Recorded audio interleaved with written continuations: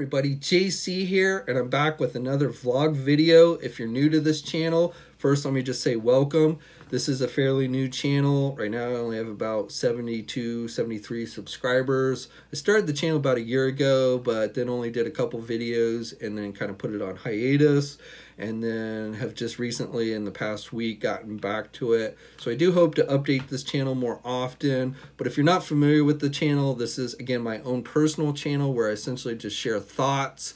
It's not a news channel, it's not a toy review channel. I'm just, picking topics to talk about. A lot of times it will be topics related to action figures and the like, because that's what I know best, but certainly not limited to just action figures here. We could talk about pretty much anything, and at some point possibly will.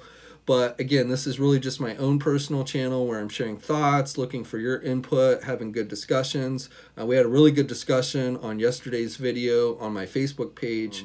So that's really, what the whole point of this channel is to share my thoughts and what have you. If you are coming from my other channel or the websites, and again, this channel is not really affiliated with those, but if you found this channel through that, what have you, just know that we might talk about more adult-oriented content on this channel. So if you are a younger viewer, please do get your parents' permission before you start watching these videos. I'm not saying, not showing naked pictures or, using tons of profanity or anything. But again, sometimes we might talk about things that are a little bit more adult-oriented than what you're used to me talking about. Now, for today's video, however, this is, again, going to be action figure-oriented. And what I really wanted to talk to you guys about is G.I. Joe, and specifically about 6-inch G.I. Joe figures, and why have we not seen them from Hasbro. Seems like a no-brainer to many of us who are fans of G.I. Joe, but in fact I would say that maybe it's not so cut and dry. So again, keeping in mind this is just my opinions, this isn't based on factual information. I'm not sitting here saying we'll never see G.I. Joe 6-inch figures. I'm just giving you my reasons for why I think we might not, or at least no time soon. But again, it's something I've always wanted to see. I know many of you have wanted to see it, so it is something that I think there is some demand for, but maybe not quite as much demand as some of us seem to think there are.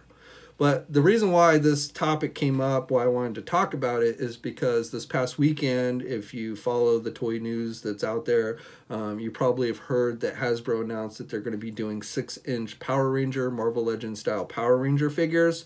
They announced back in February that they were taking over the Power Rangers license. So, going forward, starting next year, they will be doing all the Power Ranger toys. And this weekend at the Power Ranger convention, they announced that they're doing a collector-oriented 6-inch line, kind of like Marvel Legends, based on Power Rangers, and they showed their White Ranger figure. And so that got me thinking, we've got Star Wars Black Series figures, 6-inch figures, we've got the Hasbro Marvel Legends, and now we've got Power Ranger figures, but why have we not seen 6-inch G.I. Joe figures?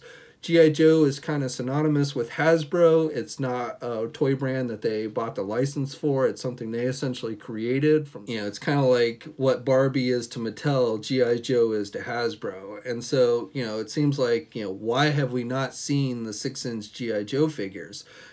Back before Hasbro got the Marvel Legends license, it didn't seem like something that would be likely. But, when they did start doing Marvel Legends and everything, that seemed to open the door. And again, I think many of us thought, no-brainer, G.I. Joe 6-inch figures. You're seeing here some custom action figures that is done by a guy who goes by the name of Fugazi. He did these many years ago. We showed these off on Toy News International back around 2008 or so. I don't know if he still is doing customized figures. These are things he just did on his own, basically. I don't think he was selling these or anything. He just did them for fun. But I always thought he did an incredible job with most of these figures. And this was really, when I saw this guy's work, this was really when, kind of in my mind was like, man, I would really love to see these done by actual Hasbro. But, we've got to think about why are we not seeing it? So first of all, to understand, I want to give you a little bit of history of G.I. Joe. So G.I. Joe obviously started originally as a 12-inch line back in the 70s and 60s. and then essentially went on hiatus due to the Vietnam War. War toys, army toys, that the like of that became very unpopular with parents because of the war, and so sales started to fall, and Hasbro basically put the line on hiatus. And then in the 80s, Hasbro essentially reinvented the line, calling it G.I. Joe, a Real American Hero, changing the scale of the figures from 12-inch to 3 3/4 inch, and incorporating a new type of action figure, basically. Before that, we had smaller scale figures with Star Wars and stuff, but Star Wars figures only had the 5 points of articulation, whereas G.I. Joe incorporated, they were kind of like the Marvel Legends of 3 3/4 inch figures. That's how I kind of look at it. They kind of reinvented that scale of figure. Initially, the big thing with G.I. Joe was the Kung Fu grip. And then, of course, you had the vehicles for G.I. Joe. Vehicles, especially in the 80s, vehicles and play sets had always been a major part of G.I. Joe, very similar to Star Wars in that regard. And that's really what kind of set G.I. Joe apart from many other action figure lines. But as time went along, one of the things to think about is the 80s was really kind of one of the brief periods in this country's history, or at least recent history, where we weren't actively at war with somebody. In the 90s and the early 2000s, we had the Gulf War, the Iraq War, things like that. And so it was really that period in the 80s where we weren't, we had the Cold War, but we weren't actively at war with somebody. And so I think the appeal of army toys, military toys and stuff started to return that we really hadn't seen since, before the Vietnam War. And so I think that's why Hasbro brought G.I. Joe back. And then, of course, because of things like the popularity of Star Wars and stuff, they kind of reinvented it with the smaller scale. But also I think they added the more kind of fantasy element to G.I. Joe that really wasn't that present in the original line.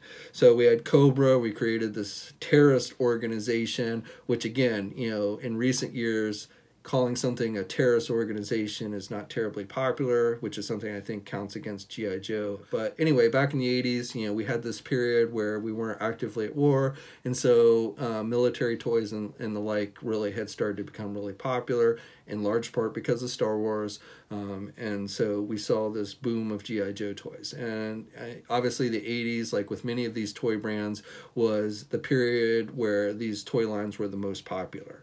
But unlike other long-term toy brands that got their start in the late 70s and 80s and everything, I feel that G.I. Joe has always had the most time struggling to be popular again. Always had kind of the smaller of the fan bases out there, at least when you're comparing it to the likes of Transformers, Star Wars, Marvel, Teenage Mutant Ninja Turtles, and such. I think G.I. Joe has always kind of struggled with the fan base. And it's hard to say 100% why. Again, it might be because it's split between scales. You've got the older generations that grew up on the 12-inch. And then people from my generation, which are now older generations, that had the 3 3/4 inch and stuff. Also, Hasbro over the years has tried to reinvent G.I. Joe in a lot of different ways. We had, obviously in the 80s, the Real American Hero, which essentially took us up until the early 90s. I think they did G.I. Joe and kind of milked it to death. We started seeing the neon colors and throwing in things like Street Fighter. Yeah, Street Fighter was actually part of G.I. Joe at one time, definitely at the tail end of the original G.I. Joe run. But they did actually try that. And then, so I think they kind of milked the line to death there in the early 90s. And then they tried to bring it back again, and we saw things like G.I. Joe Extreme, which I never collected. G.I. Joe Extreme was another one of those things that was really kind of so drastically different from the original, or the concept of G.I. Joe that I was familiar with, that I just never really kind of, even though it shared the same name, I just really never counted it as part of the same toy line. So we had that, which pretty much bombed, and then we had the return of the classic A Real American Hero with G.I. Joe versus Cobra and everything, and then they tried to reinvent that with Sigma 6, things like Sigma 6, and then they tried the Resolute, which was those short cartoon shorts, which were more adult oriented, had great animation in my opinion, but the story I just thought was terrible. The writing for the story I did not think was very good, in large part maybe just because they tried to break it up in these like, you know, really short episodes, which I hate. I hate what they're doing with the Transformers online now. I just, again, animation's not bad, but I try and watch those stories and they're just terrible. Not saying that the original cartoons were Oscar-winning material, but I just always felt that like the 30-minute cartoon works much better than these like 5-minute shorts and what have you. But, and I know some of you really love the Resolute, so, you know, I know there are fans of Resolute out there, but to me, I like the animation, but I just never liked the story that much. But regardless of whether you liked it or not, it did not bring back huge success for the toy brand. You know, the cartoon did not last. They just did that one stint of it, and that was it. And so G.I. Joe essentially has been something that Hasbro is constantly trying to reinvent, and seems like they're always failing to really get it to catch on for whatever reason. So really just not been able to get it to appeal to the young kids and parents and stuff. And again, I think in large part that might be because, you know, as we've gone into the 90s and 2000s and stuff, war and terrorism and things like that just are not deemed as acceptable subjects for your kids to be playing with by many parents. So I think that's probably a large factor. Again, that's just my opinion, but there you go. But because of that, because of G.I. Joe kind of struggling to really get a foothold in modern times in the toy world, you know, I just don't think the sales have been there. The movies did not do terribly well. We're constantly hearing about a new movie coming, but, you know, for me, regardless of what rumors say or what news might pop out here and there, I'll believe it when I see it. I mean, I think they announced a while back a release date, which I don't even remember what it is, but since then we've heard nothing more on it, nothing about, like, you know, the story being completed, the script being completed, you know, no actors being hired or anything like that. So usually, you know, when there's no news like that for a movie, it means like it's basically dead in the water. And so I just, again, feel like, you know, Hasbro, when you talk to them, they're like, oh yeah, there'll definitely be a new G.I. Joe movie. We don't know when, but that is something we're definitely working on. So when you talk to them, they're like, it's not a matter of if, it's a matter of when. But all I see is I'll believe it, or all, you know, I can think of is I'll believe it when I see it. So, and Hasbro has said pretty much that unless we get a new movie, we're not going to see new product. It's going to take a movie to get retailers to be interested in carrying G.I. Joe, and so we're pretty much dead in the water until that happens. We've had the Collector Club. I've never been a huge fan of the Collector Club. I've never liked the prices. I've never liked the fact that you have to join their club, pay to join their club, and then even things like subscribe and stuff. It's just way too expensive, way too much hassle, and just have never been into the product that the club have put out. Not to say that some of that stuff hasn't been cool. In fact, some of that stuff is something I would have liked to have added to my collection and kind of feel like has left a hole in my collection. So when that started to happen, it actually made me less interested in buying anything that Hasbro might have put out as like a Toys R Us exclusive or what have you, because I had these glaring holes in my collection due to the stuff that was released exclusively through the club. So again, I've never been a fan of the club stuff. I know some of you like it, support it, what have you. That's great, but to me, I feel like the club has probably done more damage overall for G.I. Joe than good. So the obstacles I see that go against a 6-inch line, you know, first of all, getting mass retailers to carry it, I think would be very difficult. So we would probably have, if Hasbro decided to do these, at least without a movie, they would be limited to online, and that would also mean less sales. So the main reason why I don't think we're going to see anything soon from Hasbro for 6-inch G.I. Joe is that there's just not enough money to be made.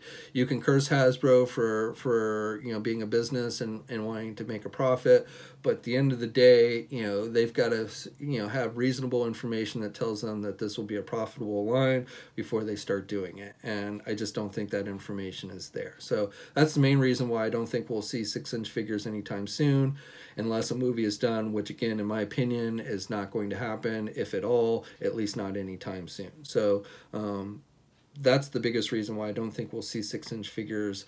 And then the other thing is, some of you are 3 3/4 inch scale collectors. In fact, you might be upset. We see this with the Marvel stuff all the time, where you've got the clash between the Marvel Universe collectors and the Marvel Legend collectors. And, you know, when Marvel Universe was popular, the Marvel Legend collectors hated it. And then now that Marvel Legends are popular again, the Marvel Universe collectors hate it. And so you get this kind of divide between the fandom of smaller scale and larger scale figures. So I think you would see that happen with G.I. Joe if Hasbro started to do 6-inch figures, especially if all they did was 6-inch figures. If they came out and said, we're doing a special line of 6-inch figures, I guarantee you there would be outrage from 3 3/4 inch collectors. Even those who might be interested in 6-inch figures but still primarily like the 3 3/4 inch would probably complain and say, why aren't we getting 3 3/4 inch? Why have you abandoned us in doing these 6-inch figures? So I think you would definitely see a further divide in the fandom if they tried to do just 6-inch figures. So that is another thing that I think would count against it.